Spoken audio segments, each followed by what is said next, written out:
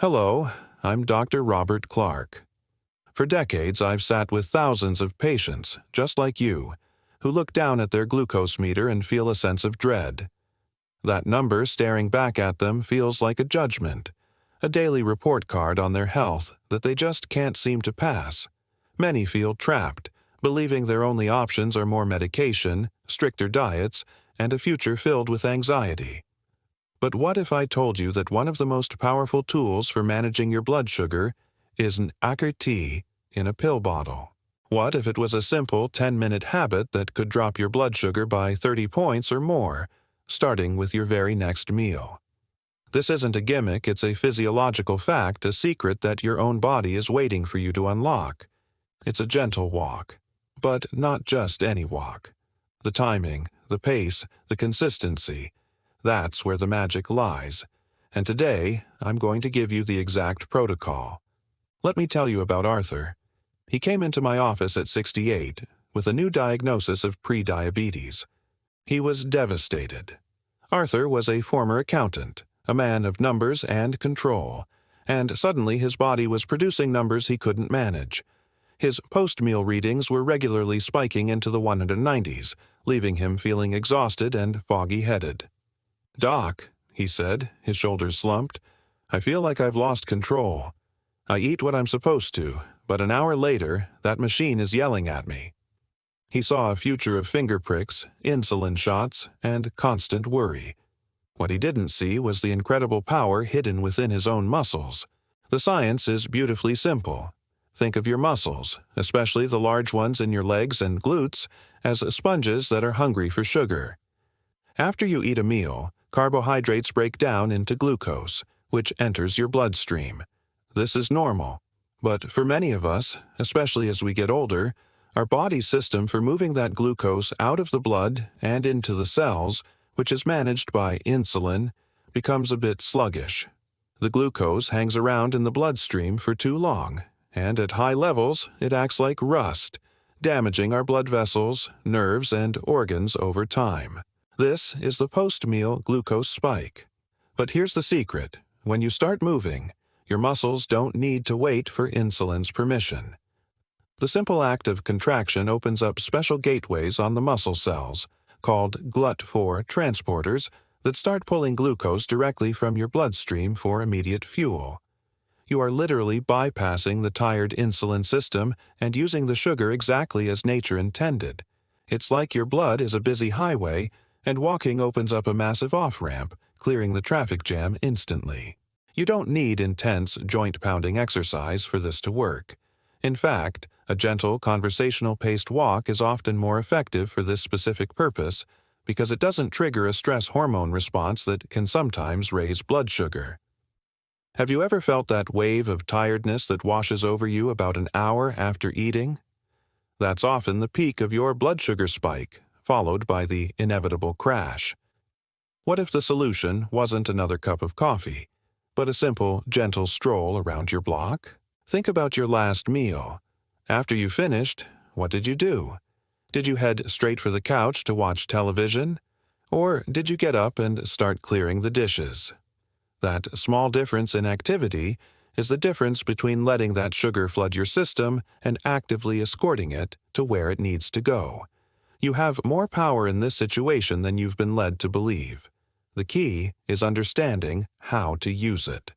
The single most important factor in making this habit work is not the duration, nor the intensity, but the timing. This was the key that unlocked everything for my patient, Arthur. When he first left my office, he was motivated. He started walking for 30 minutes every day after dinner. But when he came back 2 weeks later, he was frustrated. "Doc, I'm doing what you said," he told me, showing me his logbook. "But my numbers are still spiking. I'm walking an hour after I eat, and it barely makes a dent." I saw the problem immediately. He was letting the thief get away before he called the police. He was waiting too long. The critical window for a post-meal glucose spike is typically between 30 and 90 minutes after your last bite. If you wait until an hour has passed, the glucose has already flooded your bloodstream. Insulin has been released, and you're trying to solve a problem that's already in full swing. The protocol I gave him and the one I'm giving you now is precise for a reason. You should aim to begin your walk approximately 15 minutes after your last bite. Why so soon? Because this is when the glucose from your meal is just starting to enter the bloodstream.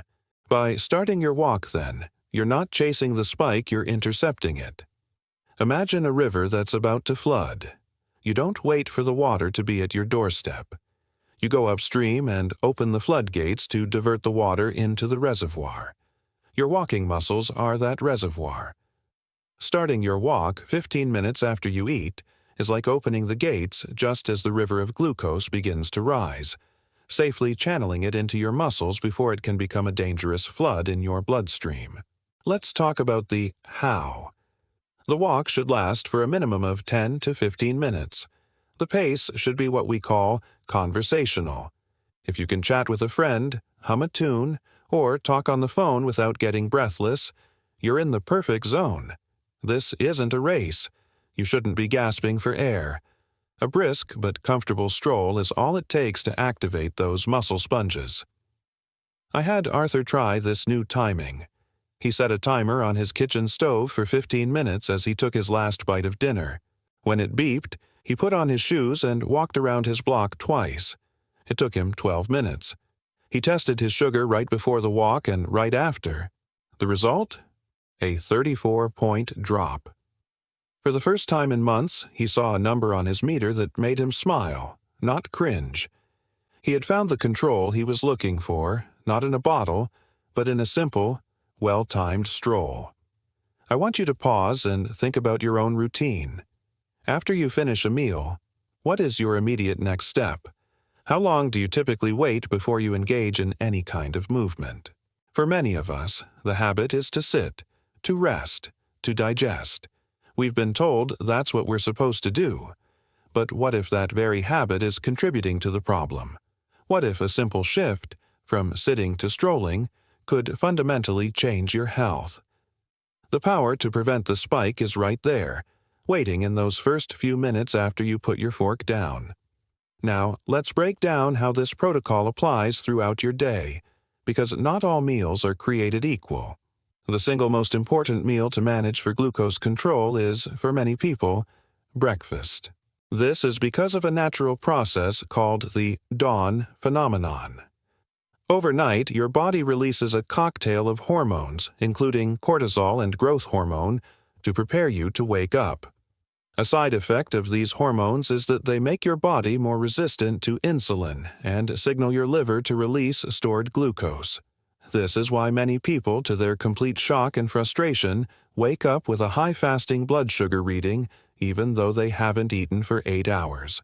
When you then eat breakfast, especially a traditional American breakfast high in carbohydrates like cereal, toast, or juice, you're pouring fuel on an already smoldering fire. This is why the after-breakfast walk is non-negotiable for success.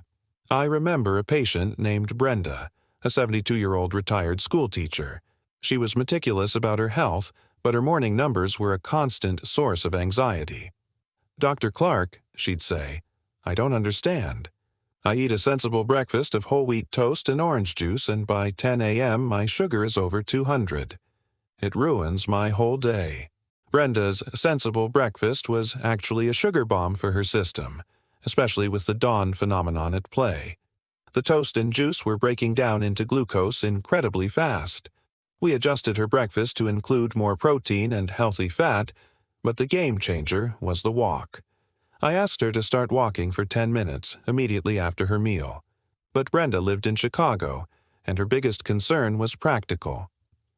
What do I do when it's assy snowing or icy outside for 5 months of the year?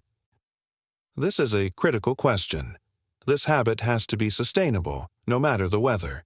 The solution doesn't have to be complicated. An indoor walk can be just as effective.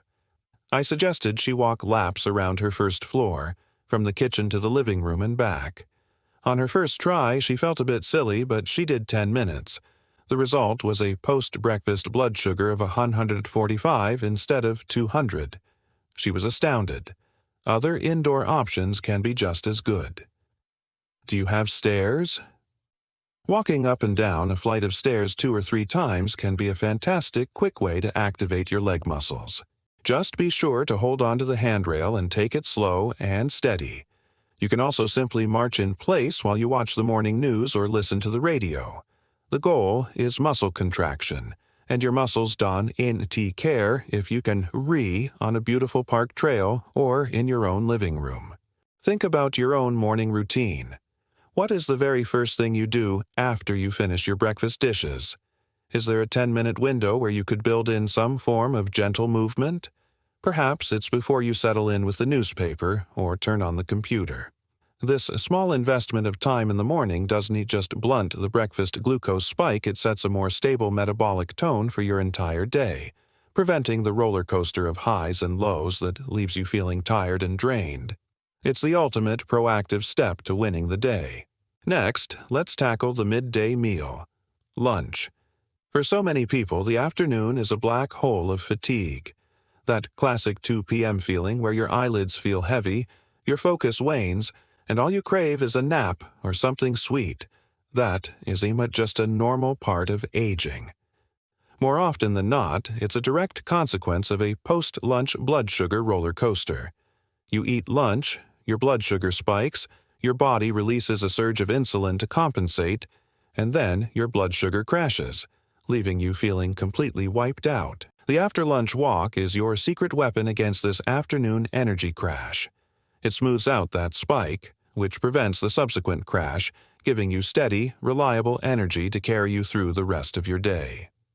I think of my patient Frank, a 65-year-old who had recently retired from a busy job. He looked forward to relaxing afternoons, but found himself so overwhelmingly tired after lunch that he'd fall asleep in his armchair and wake up feeling groggy and unproductive. "I must be getting old, Doc," he told me. "I have all this time to do things, but no energy to do them." We looked at his food and glucose log. His lunches were often simple sandwiches or leftover pasta, heavy on the carbohydrates. An hour later, his blood sugar would be in the 180s, and by 3 p.m. it would have plummeted to the 80s, triggering his exhaustion. He wasn't just getting old, he was experiencing reactive hypoglycemia, the classic spike and crash cycle. I challenged him to try a 15-minute walk right after lunch. His home had a small backyard, and he started by simply doing a few laps around his garden. He told me later it felt revolutionary. Not only did his energy levels completely stabilize in the afternoon, but he rediscovered a love for his garden. The walk wasn't a chore. It became a pleasant ritual. This brings up an important point. You can integrate this habit into what you are already doing. If you're retired and at home, a walk around the neighborhood is perfect. If you're still working, it could be a walk around the office building or up and down a few flights of stairs. If you're out running errands after lunch, it could be as simple as parking your car at the far end of the parking lot and getting a brisk 10-minute walk in before you go into the store. There's also a powerful social benefit here. Loneliness can be a significant health challenge as we age. Why not turn your after-lunch walk into a social activity? You could schedule it with a neighbor or a friend. This creates accountability and transforms a health habit into a cherished social connection. You're not just managing your blood sugar, you're nurturing your mental and emotional well-being at the same time. The benefits multiply.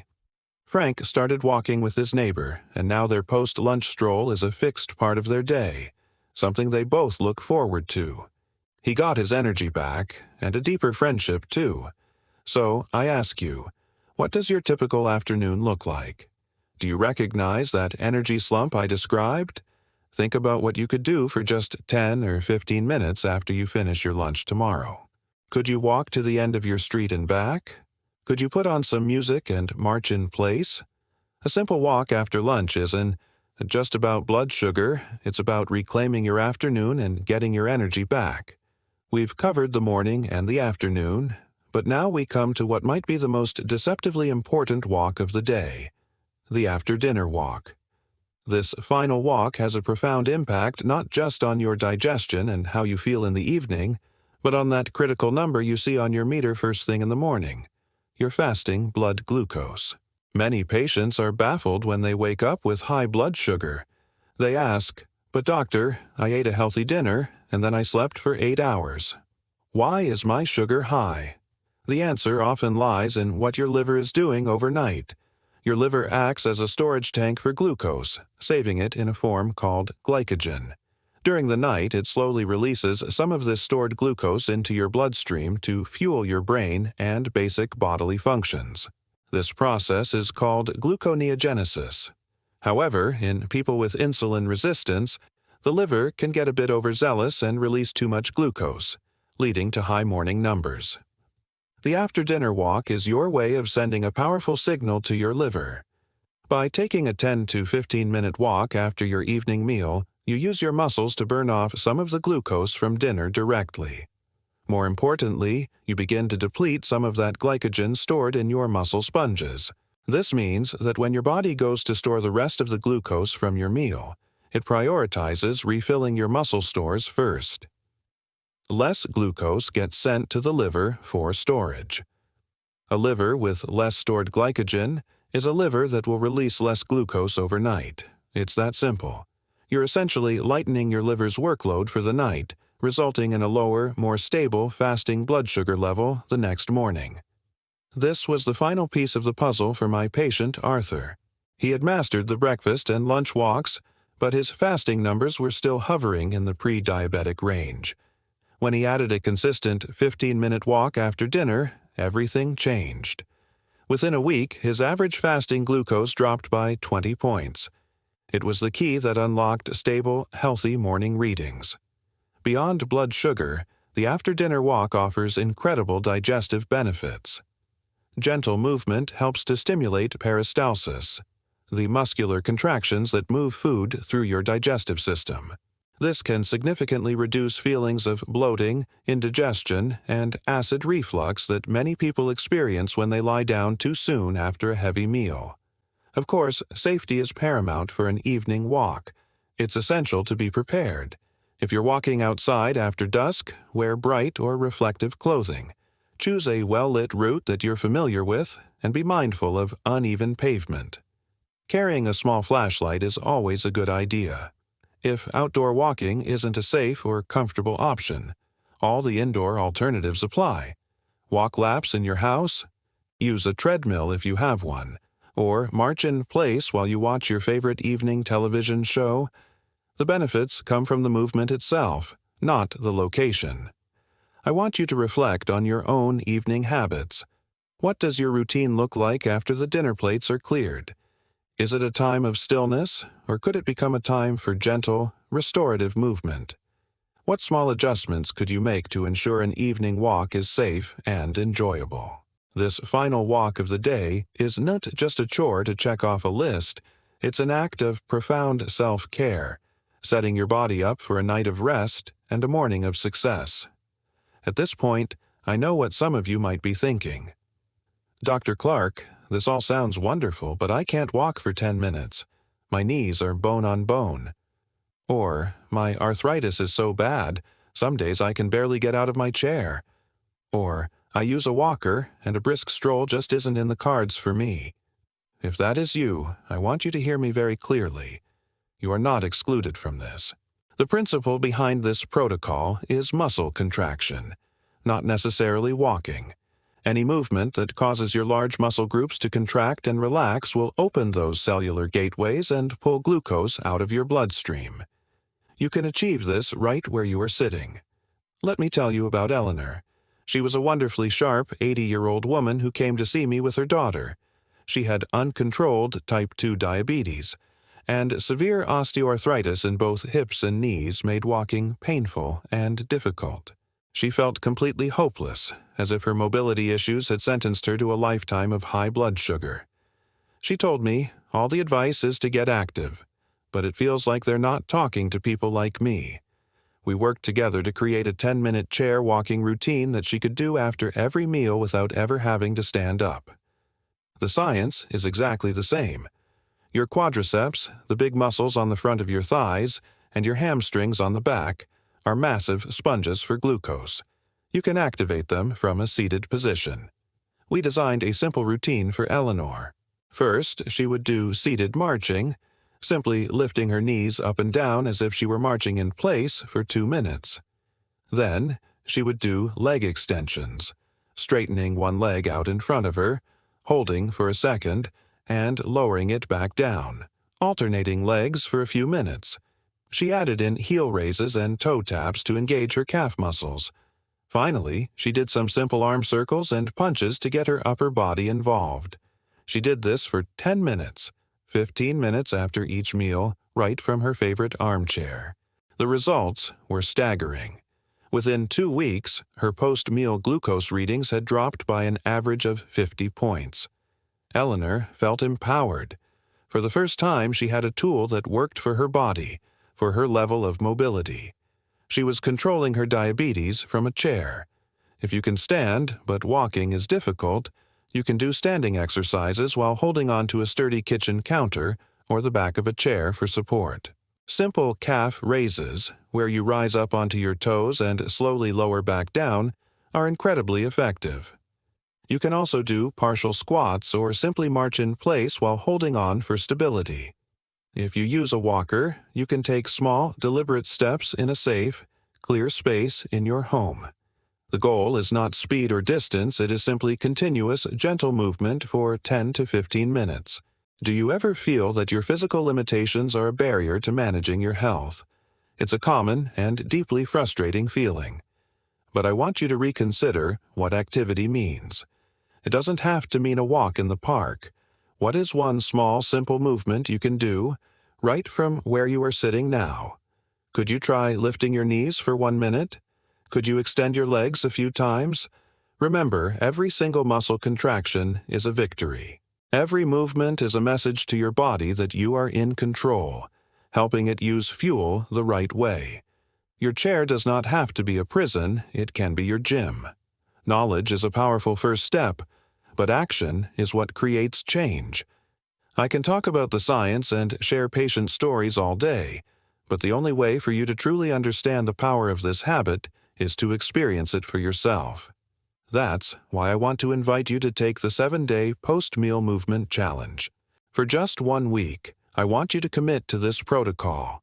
I want you to become your own health detective, to gather the evidence from your own body, and to see with your own eyes the control you truly have. This isn't about perfection, it's about observation. It's a short, powerful experiment that could change your relationship with food and your health forever. Here's the method. It's very simple. Get a small notebook or a piece of paper. Create 5 columns: date or meal, pre-movement glucose, post-movement glucose, the difference, and notes. For 7 days, for every meal, breakfast, lunch, and dinner, you are going to follow the protocol. About 15 to 20 minutes after your last bite of food, test your blood sugar and write it in the pre-movement column. Then, immediately perform your 10 to 15 minutes of gentle movement. This could be a walk, a chair routine, or marching in place. As soon as you are finished, test your blood sugar again and write it in the post-movement column. Subtract the second number from the first and put that in the difference column. This number is your immediate result, the number of points your blood sugar dropped because of that single, simple action. I had a group of patients in a wellness seminar take this challenge together. One of them, a woman named Maria, was deeply skeptical. "I've tried everything, Dr. Clark. I don't see how 10 minutes of walking can make that much of a difference." But she was a good sport and agreed to try it for the week. On day 1, after a breakfast of oatmeal and fruit, her pre-walk glucose was 188. She walked on her treadmill for 12 minutes. Her post-walk glucose was 155, a drop of 33 points. She wrote in her notes, "Okay, that's interesting." After dinner that night, a 28-point drop. By day 3, she was a convert. She started looking forward to her walks, not as a chore, but as a moment of power. By the end of the week, she saw that she had successfully lowered her blood sugar by an average of 30 points after every single meal. But more than that, her average fasting glucose had also started to trend downward. This is the power of a positive feedback loop. When you see tangible, immediate proof that your actions are working, it reinforces the behavior. You are not just following Dr. ES orders, you are responding to your own body's data. This process also helps you become more mindful. In the notes column, you might jot down what you ate. You'll quickly see that a walk after a high-carb meal produces a much more dramatic drop than a walk after a low-carb meal, teaching you valuable lessons about how certain foods affect you personally. Are you ready to become your own health detective? What would it feel like to see, with your own meter, that you can actively lower your blood sugar in just 10 minutes without any extra medication? This one-week challenge is your opportunity to prove it to the most important person, yourself. We've covered a lot of ground today, from the simple science of muscle glucose uptake to the precise timing that makes a post-meal walk so incredibly effective. We've talked about navigating breakfast, conquering the afternoon slump, and setting yourself up for better morning numbers with an evening stroll. We've also made it clear that this is a tool for everyone, regardless of your mobility. The core message is one of profound hope and empowerment. You have a powerful built-in mechanism for managing your blood sugar, and all you need to do is learn how to turn the key.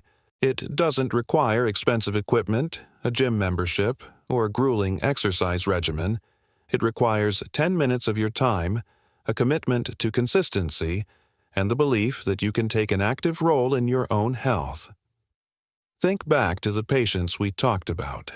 Arthur, who went from feeling defeated by his prediabetes diagnosis to feeling in control, seeing his numbers drop with every well-timed walk.